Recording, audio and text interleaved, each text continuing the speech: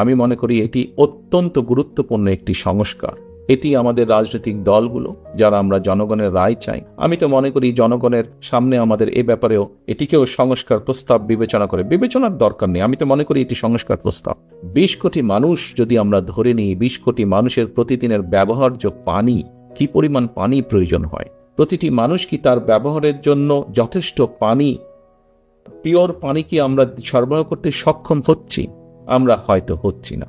তাহলে এই 20 কোটি মানুষকে কিভাবে আমরা পানির, খাবার পানি বলেন, ব্যবহার্য পানি বলেন, মিনিমাম পিওর পানি আমরা তাদেরকে সরবরাহ করতে পারি? এটি কি একটি সংস্কার প্রস্তাব হতে পারে না? অবশ্যই এটি হতে পারে।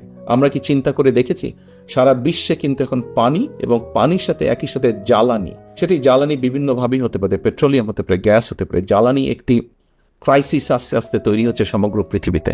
20 কোটি মানুষের জ্বালানি ব্যবস্থা কি হবে, কি হতে পারে, কিভাবে আমরা জ্বালানি কমফোর্ট দিতে পারি মানুষকে, সেটিও তো সংস্কার প্রস্তাব আমি মনে করি। এবং সে ব্যাপারেও আমাদের চিন্তা পরিকল্পনা জাতির সামনে উপস্থাপন করা উচিত।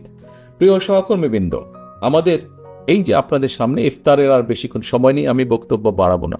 আমি এখানে উপস্থিত যারা রাজনীতিবিদ আছেন সকলকে আমি অনুরোধ করব, আসুন জনগণের এই বিষয়গুলোর ব্যাপারেও আমরা চিন্তা করি, কথা বলি। আমাদের এই ব্যাপারেও আমাদের কি সংস্কার আছে সেগুলো আমরা তুলে ধরার চেষ্টা করি।